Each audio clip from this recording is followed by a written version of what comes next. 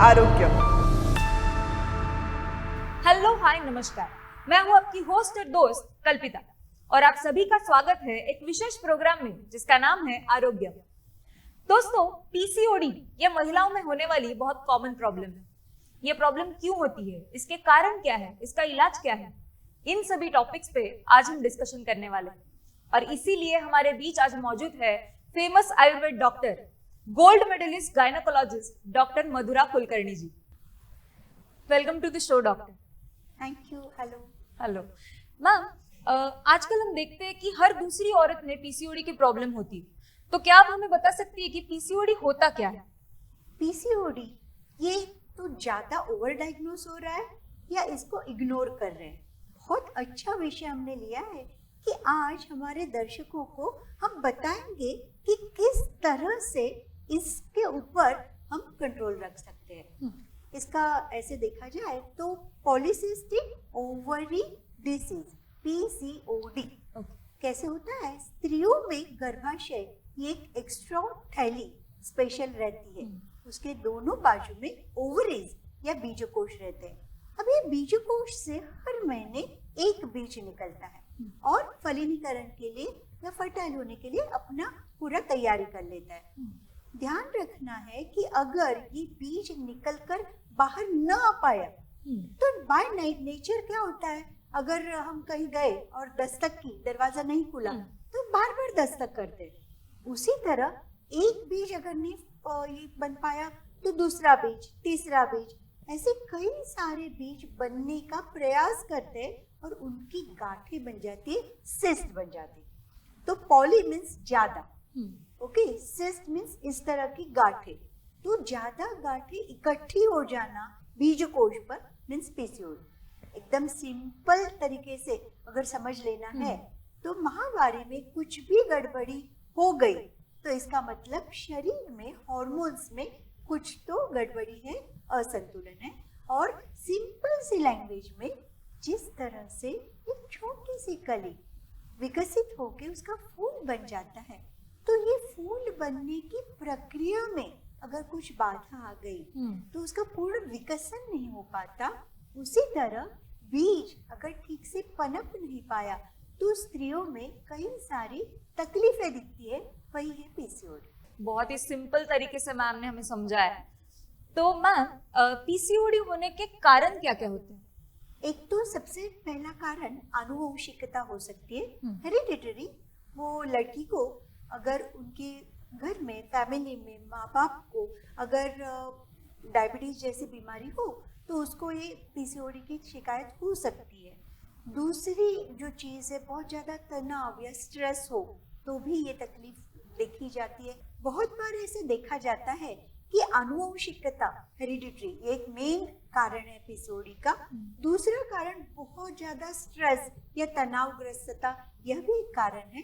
और लाइफस्टाइल आजकल खान पान सब बिगड़ा हुआ है, पोल्यूशन ज़्यादा है, इसका भी प्रभाव ये बीज ठीक से नहीं पनपने पे हो सकता है। तो हमारी लाइफस्टाइल कैसी होनी चाहिए, इसके ऊपर पीसीओडी का प्रॉब्लम होता है या नहीं होता, ये डिपेंड करता है, राइट। ओके। तो अगर पीसीओडी हो जाता है तो उसमें क्या क्या एग्जैक्टली प्रॉब्लम्स लड़कियों को फेस करनी पड़ती है? इसमें भी मैं एक एग्जांपल देना चाहूँगी।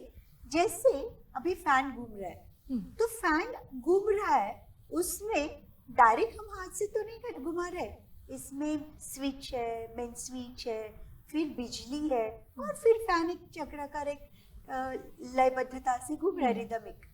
उसी तरह बीजकोष से बीज निकलना, इसका मेन जो सेंटर है वो ब्रेन में है। तो कई सारे एंडोक्राइनल ग्लैंड्स, ऐसे स्विच हमारे ब्रेन में रहते हैं। इसमें हाइपोथैलेमस है, पिट्यूटरी है, और ये सारे स्विच से जो बिजली मीन्स हार्मोन्स प्रवाहित होते हैं, उसके कारण एक महिला को अपना पीरियड्स आता है या मेंसेस आता है। अगर इसमें कुछ भी गड़बड़ी हो, वहां तक बिजली का प्रवाह न पहुंच न पाना, इसलिए भी फैन नहीं चलता। कभी कभी पूरा लाइट ही चला गया हो तो भी फैन नहीं चल पाता।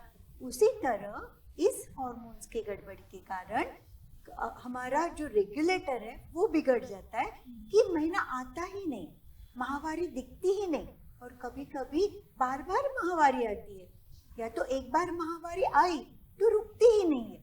इस तरह माहवारी की गड़बड़ियाँ इस पीसीओएस में दिखती ही है, लेकिन इसके साथ साथ पेट के ऊपर अतिरिक्त चर्बी इकट्ठी हो जाना, पिंपल्स ज़्यादा आ जाना, या बाल यहाँ कम हो जाना, यहाँ जहाँ नहीं चाहिए वहाँ बाल आ जाना।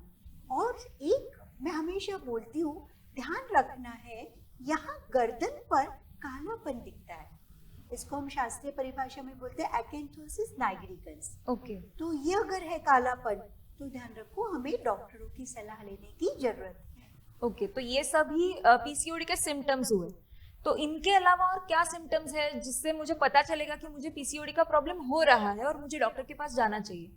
माहवारी की जो गड़बड़ी है, इसमें कभी भी ऐसा नहीं करना चाहिए। मेरे पास बहुत सारी पेशेंट्स आती है, लड़कियां मुझे बोलती है अच्छा है 2-3 महीने पीरियड्स नहीं आता तो टेंशन ही नहीं है, तो ऐसा नहीं करना चाहिए। अगर महीने की महीने पीरियड न चले तो उससे बाद में जाकर अंदरूनी जो स्तर है गर्भाशय का, उसके ऊपर दुष्परिणाम हो सकते हैं, उसके कुछ लक्षण दिख सकते हैं। इसके लिए माहवारी में कोई भी गड़बड़ है तो अपने को डॉक्टर की सलाह लेनी जरूरी है।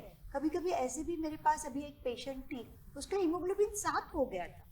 तो मैं वही सोची कि क्यों इतना हीमोग्लोबिन कम, एकदम कमजोर सी हो गई थी, क्योंकि उसको पीरियड्स महीने में 2-3 बार आ जाते थे और उसमें ब्लीडिंग भी ज्यादा हो जाता था, और गांठें जाना, ब्लीडिंग ज्यादा जाना, इसके कारण हीमोग्लोबिन कम होता गया।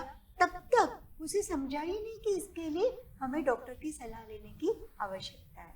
तो ऐसा न करें, क्योंकि ये जो गर्भाशय है, ये गर्भाशय स्त्री शरीर के व्यक्तिमत्व का सबसे इम्पोर्टेंट चीज है। आपको मालूम है, मन और गर्भाशय एक ही है। अच्छा, हम बोलते हैं हिस्टेक्टोमी, हाँ। गर्भाशय निकालने के लिए, हाँ। और जो मन की तकलीफें होती है हिस्टेरिया। तो ये जो हिस्टेर शब्द है वो है मन। ओके, तो अपने मन की जो भी बाधा है वो गर्भाशय पे तकलीफ देती है, और गर्भाशय की बाधा मन पे प्रतिबिंबित होती है। ओके, तो आप चिड़चिड़ापन आपको महसूस होना, कमजोरी होना, आलस आना, थकान होना, नहीं, आप इसके ऊपर इग्नोर न करें, डॉक्टर की सलाह जरूर लें। तो घरेलू उपाय करने से अच्छा है हम एक्सपर्ट के पास जाएं और उनकी सलाह लें। एकदम से बराबर। घरेलू उपाय आप बोले तो मुझे एक याद आया कल्पिता, बहुत बार ऐसे होता है ना कि आजकल लड़कियां लैपटॉप, गूगल, ये सारे इसमें बहुत टेक्नो सेवी रहती है, तो खुद ही डायग्नोसिस कर लेती है कि मुझे पीसीओडी है, और फिर उसके लिए क्या क्या करना है वो भी कर लेती है। इसमें उसको ध्यान रखना है, ठीक है पीसीओडी एक डिसीज हो गया, एक तकलीफ हो गई, लेकिन हर लड़की अलग है, हर लड़की की प्रकृति अलग है, हर लड़की का व्यक्तिमत्व अलग है, तो ये पीसीओडी का एक्सप्रेशन भी अलग होता है। जैसे हम बात कर रहे थे कि क्या क्या सिम्टम्स होते हैं, ये तो मैंने जस्ट बुकिश सिम्टम्स बोल दिए, लेकिन हर एक व्यक्ति में, हर एक लड़की में इसका अलग से भी हमें दिखाई देता है, तो वो डॉक्टर ही डायग्नोस कर सकता है। ओके, तो इसके लिए आप खुद, उपचार तो आगे की बात होगी, खुद का डायग्नोसिस खुद न करे कृपा करके। ये बहुत बार ऐसा भी होता है, फ्रेंड्स में चर्चा होती है, अरे मेरे पीरियड्स इरेगुलर चल रहे हैं, हाँ मुझे भी वही तकलीफ थी, तो मेरी मम्मी मुझे डॉक्टर के पास लेके गई, उसने बोला कि आपको पीसीओडी, तुझे भी जरूर पीसीओडी होगा, चल तू ये भी गोली चालू कर दे। ऐसा भी बहुत बार होता है। तो अगर पीरियड्स में प्रॉब्लम हो तो जरूरी नहीं है कि हमें पीसीओडी ही होना चाहिए, राइट? बहुत अच्छा क्वेश्चन पूछा कल्पिता। मेरा हमेशा से सबको वही कहना है कि ओवर डायग्नोसिस हो जाता है पीसीओडी। कुछ भी पीरियड्स की समस्या हो, प्रॉब्लम हो, तो लोग बोलते हैं मुझे पीसीओडी है और खुद का खुद इलाज करना चालू कर देते हैं। ध्यान रखना, एक स्त्री का पूर्ण स्त्री में रूपांतर होने के लिए बहुत सारे हार्मोन इन्वॉल्व होते हैं। अभी जो आपकी मालूमात का हार्मोन है थायराइड, वो थायराइड जो गले के यहाँ रहता है, थायराइड हार्मोन के स्राव का भी असंतुलन जब होता है, उसके कारण भी माहवारी में गड़बड़ी हो सकती है। सिंपल सा तनाव होने के कारण भी पीरियड्स इरेगुलर हो सकते हैं। तो वो सारी चीजें ध्यान रखनी चाहिए। तो मैम, अगर पीसीओडी की प्रॉब्लम हो तो ऐसे में हमें क्या खाना चाहिए और क्या नहीं खाना चाहिए? कभी गलत खाने पीने से ही बीजकोश पर, ओवरीज में तकलीफें हो सकती है, ऐसा मैं देखती हूँ। तो 3 चीजें ध्यान में रखना है: कैसे खाना है, कब खाना है और कितना खाना है। बहुत ज्यादा जरूरी है। देखिए, बहुत बार अभी पार्टीज होती है, रात को खाना ज्यादा खाया जाता है, लेट नाइट्स होते हैं। ज्यादातर लड़कियों में जो ये तकलीफ होती है, उसका मेन कारण है जो बाहर यूनिवर्स में, नेचर में चल रहा है, उसके अपोज में जाना। तो खाना अगर लेट खाते हैं, तभी रात को अपने ब्रेन से मेलेटोनिन नाम का हार्मोन सिक्रीट होता है। अभी मेलेटोनिन क्या बोलता है? सो जाओ, जरा शांत रहो। और हम लोग क्या करते हैं? डांस, पार्टी और खाना खाते मोबाइल या लैपटॉप पे ज्यादा होते हैं, स्क्रीन टाइम हमारा बढ़ जाता है। इसके कारण बॉडी कंफ्यूज हो जाती है और इसका भी एक स्ट्रेस आ जाता है, जिसे हम ऑक्सीडेटिव स्ट्रेस कहते हैं। तो ये स्ट्रेस के कारण भी सारे हार्मोन्स गड़बड़ कर जाते हैं और रात को लेट खाने से बहुत बार ये पीसीओएस की समस्या बढ़ जाती है। तो कब खाना है ये भी इम्पोर्टेंट है। क्या खाना है, आपने जो क्वेश्चन पूछा, उसमें मैदा, बेकरी के जो आइटम्स है, सिंथेटिक है, जो हम पैकेट खोल के खाते हैं, पैकेज फूड, वो सारे सिंथेटिक फूड तकलीफ वाले होते हैं। वो ध्यान में रख के तो भी बहुत सारी तकलीफें दूर हो सकती है। इसमें एक बात और ध्यान रखना है, जैसे मैं बोल रही थी कि कितना खाना है। हमेशा ऐसे होता है कि जितना जरूरी है उससे ज्यादा खाया जाता है। कब? जब हमारा खाने में ध्यान न हो तब। तो माइंडफुलनेस यह खाते वक्त अगर हम डेवलप करें तो कई तरीके से हम पीसीओएस को या हार्मोनल इम्बैलेंस को प्रिवेंट कर सकते हैं। मोबाइल पे देखते देखते, बातें करते करते, या तो कई सारे अलग अलग क्रेविंग्स आते हैं, तो वो खाते हुए, कभी कभी तले हुए चीजें खाने की इच्छा हो जाती है, वो ज्यादा खाया जाता है। इसके कारण ओबेसिटी, शरीर के अंदर इन्फ्लेमेशन या सूजन बढ़ जाती है और बीजकोश, बेचारे ओवरीज, अपना काम ठीक से नहीं कर पाते। तो गलत तरीके से खाना यह पीसीओएस का एक मुख्य कारण है। तो ये अगर हटा दे तो हम इसको प्रिवेंट भी कर सकते हैं और कई स्तर पे हम उससे ट्रीटमेंट भी कर सकते हैं। आपने अभी क्रेविंग्स की बात की, तो मेरा थोड़ा पर्सनल सवाल है। पीरियड्स के वक्त हमेशा ना कुछ मीठा खाने का या फिर कुछ बेकरी प्रोडक्ट्स खाने का मन बहुत ज्यादा होता है और मैं तो इतना खाती हूँ कि रुक ही नहीं पाती। तो ये क्रेविंग्स हमें पूरी करनी चाहिए या नहीं चाहिए? क्रेविंग्स होना, कल्पिता, ये हमेशा शरीर में जो अपना दुश्मन छुपा है वही करता है। क्योंकि कैसे है कि पीरियड में 3 स्तर पे हार्मोन बदलाव आता है। जैसे महीना चालू है, पीरियड्स चालू है, तभी अलग हार्मोन। जब बीज या ओवम बढ़ता है, पनपता है, वो अलग हार्मोन। और जब भी ओव्यूलेशन होता है, अलग हार्मोन। नए पीरियड की तैयारी होने के, मीन्स पीरियड आने के पहले की हार्मोन, ये अलग अलग है। तो पीरियड आने के पहले जो एस्ट्रोजन, मीन्स जो स्त्री भावों को तैयार करता है, वो, और प्रोजेस्टेरॉन जो गर्भाशय के अंदर की लाइनिंग बनाता है, दोनों हार्मोन स्ट्राइक पे चले जाते हैं, नीचे चले जाते हैं। तो इसके कारण क्या होता है कि शरीर में एक अलग ही एनवायरनमेंट तैयार हो जाता है। उसमें दुश्मन पार्टी जरा ज्यादा ही अपना स्ट्रॉन्ग बन जाती है। तो ये जो क्रेविंग्स है, वो क्रेविंग्स कभी कभी हमारे अपोज में काम करती है और इससे ओबेसिटी बढ़ती है। उल्टा मैं क्या बोलती हूँ कि पीरियड आने के पहले ऊपर से नमक बंद कर दो, तली हुई चीजें मत खाओ, नमकीन मत खाओ, बेकरी प्रोडक्ट्स मत खाओ, क्योंकि तभी वाटर रिटेंशन हो जाता है। और अगर वाटर रिटेंशन के वक्त ये सारी चीजें खाने की इच्छा भी हुई और हमने खाई तो ओबेसिटी बढ़ जाती है और वापस पीसीओएस का प्रॉब्लम बढ़ जाता है। तो ध्यान रखना है स्पेसिफिकली ये जो क्रेविंग है ये हमारी दुश्मन पार्टी है या दोस्त पार्टी है, इसके ऊपर ध्यान रखना है। क्योंकि शरीर से कभी कभी सिग्नल आते हैं जो हमारे फायदे के लिए रहते हैं, लेकिन ये जो सिग्नल है वो गलत तरीके के सिग्नल है, तो क्या करें फिर?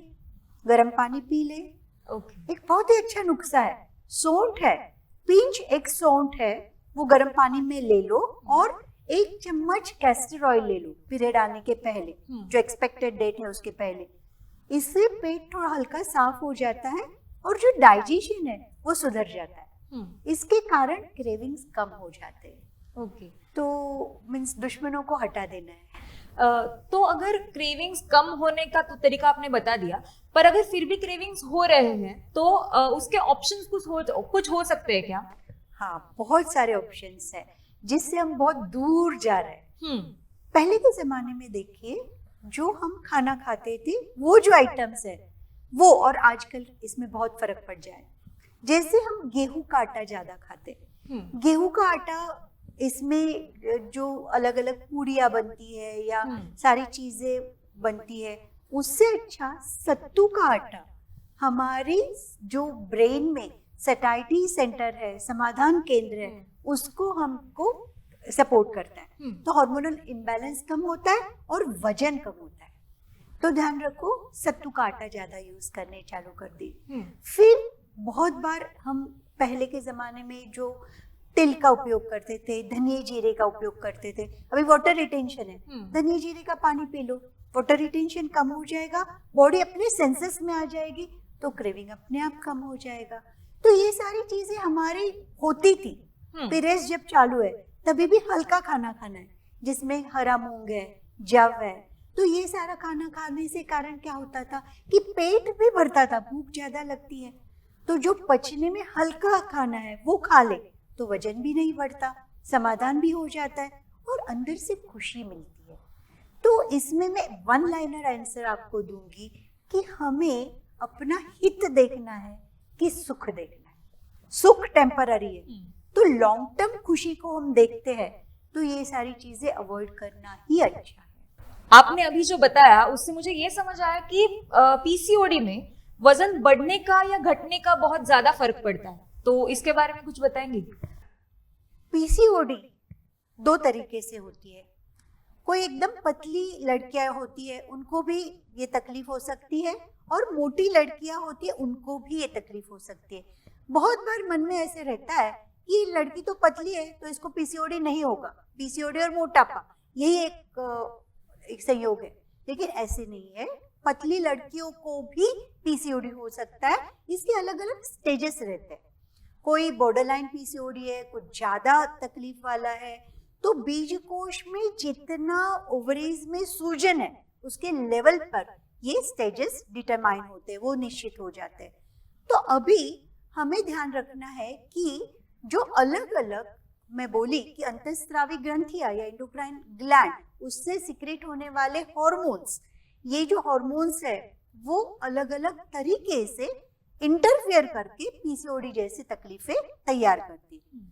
तो जो फैट सेल है वो भी एक तरीके से, मीन्स मेद पेशी जो है वो भी एक तरीके से एक एंडोक्राइनल ग्लैंड है, और इससे भी जो सिक्रेशन सिक्रेट होते हैं उसके कारण हार्मोन में बदलाव और तकलीफें हो सकती है। तो ध्यान रखना है हमें कि यस, बहुत कॉमनली मोटापे से, बीजकोश या ओवरी की तकलीफों से पीसीओडी होता है, लेकिन वो इंसुलिन रेजिस्टेंस के कारण होता है।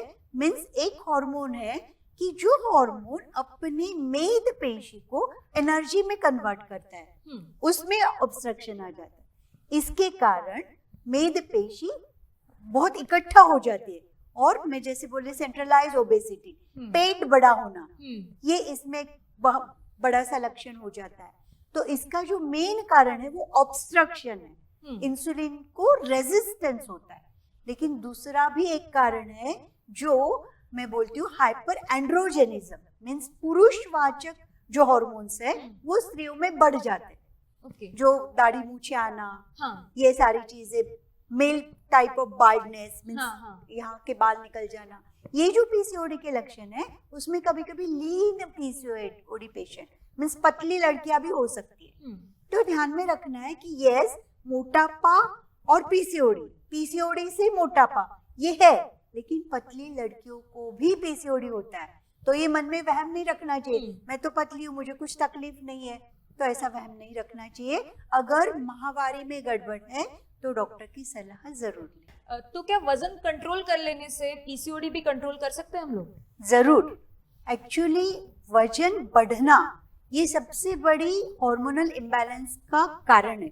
शरीर में सूजन हो जाता है अपने आप में। ओबेसिटी या वजन बढ़ना ये डिसीज है, बीमारी है, तो इसको तो कंट्रोल करना है। ये अगर कम कर देते हैं तो पीसीओडी पे कंट्रोल जरूर हम ला सकते हैं, लेकिन बहुत मुश्किल होता है। पीसीओडी से हार्मोन्स जो एकदम बौखला गए हुए रहते हैं, तो उन हार्मोन के साथ साथ चलते चलते वजन कम करना बहुत बड़ा चैलेंज है। तो इधर ही तो डॉक्टर का रोल है। तो अगर ऐसे हो रहा है तो फ्रस्ट्रेट या डिप्रेस न हो, क्योंकि टेंशन ज्यादा लेने से भी पीसीओडी होता है। समय पर अपने डॉक्टर से पूछ ले। तो पीसीओडी के कारण वजन कम करना बहुत मुश्किल होता है। अरे मेरे पास बहुत फ्रस्ट्रेटेड लड़कियां आती है, बोलती है डॉक्टर मेरी फ्रेंड जो है ना इतना खाती है फिर भी पतली है, मैं डाइट करती हूँ, एक्सरसाइज करती हूँ, सारी चीजें करती हूँ, लेकिन मेरा वेट ही नहीं कम होता। इसका मेन कारण पीसीओडी है। क्योंकि हार्मोनल इम्बैलेंस जब होता है तो वजन कम करना बड़ा मुश्किल काम है। तो यहीं पे तो डॉक्टर का रोल आता है कि परफेक्ट क्या सॉल्यूशन दे, किस तरह से उसका डायग्नोसिस करे, इसका मूल कारण क्या है पीसीओडी का, वो ढूंढ निकाले। फिर अपने आप ओबेसिटी का ट्रीटमेंट करके पीसीओडी भी ठीक होता है, और पीसीओडी ठीक होने के कारण वजन भी नियंत्रण में रहता है। बहुत अच्छी बातें बताई मैम आपने। इतने सारे मेरे खुद के मिसकंसेप्शन दूर हुए हैं कि मैं क्या बताऊं। तो thank you so much for that. पर जाते जाते पीसीओडी के लिए कुछ टिप्स देना चाहेंगे?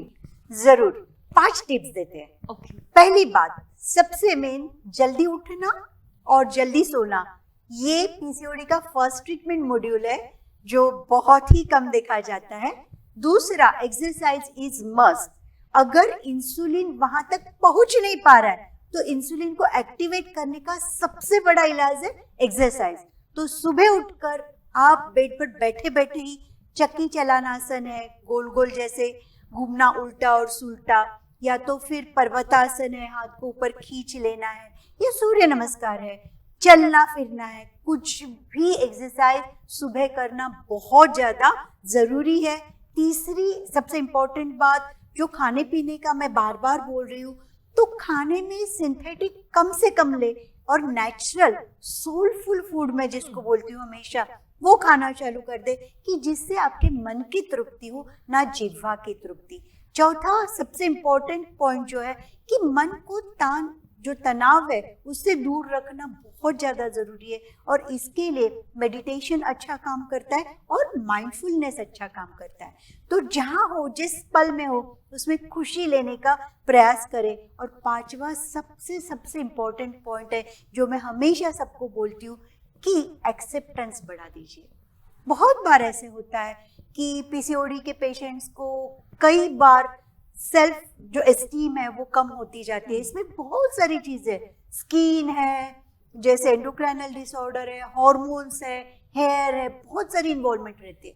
दिखता है एक टिप, लेकिन अंदर बहुत सारा हिमनग है, जिसको आइस ये हम बोलते हैं आइसबर्ग, उस तरह टिप ही दिखता है। पीसीओडी अंदर बहुत सारे प्रॉब्लम्स है।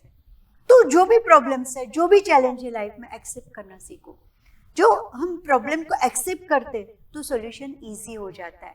इसका बहुत बड़ा ऐसे मुझे पीसीओडी है ऐसे करने की जरूरत नहीं, एक्सेप्ट इट। और इसमें हम कैसे अपने आप को जितना अपने पास है बेस्ट लाइफ ऑप्शन चूज कर सकते हैं, वो लाइफ ऑप्शन चूज करना। पीसीओडी से डरना नहीं है, पीसीओडी का टेंशन नहीं लेना है, लेकिन पीसीओडी के साथ जीना सीखना है और खुद को इस तरह बुलंदी पर ले जाना है कि अपना लाइफस्टाइल, खान पान और अंदरूनी खुशी मेंटेन रखनी है। मैम, आप यहाँ पर अपना कीमती समय निकाल कर हमारे स्टूडियो में आई, हमें पीसीओडी के बारे में इतनी अच्छी और इम्पोर्टेंट इंफॉर्मेशन दी, इसके लिए आपका बहुत बहुत शुक्रिया। Thank you. तो अब अपनी होस्ट और दोस्त कल्पिता को इजाजत दीजिएगा। फिर मुलाकात होगी आरोग्यम के अगले एपिसोड में। तब तक अपना ख्याल रखिएगा। Take care.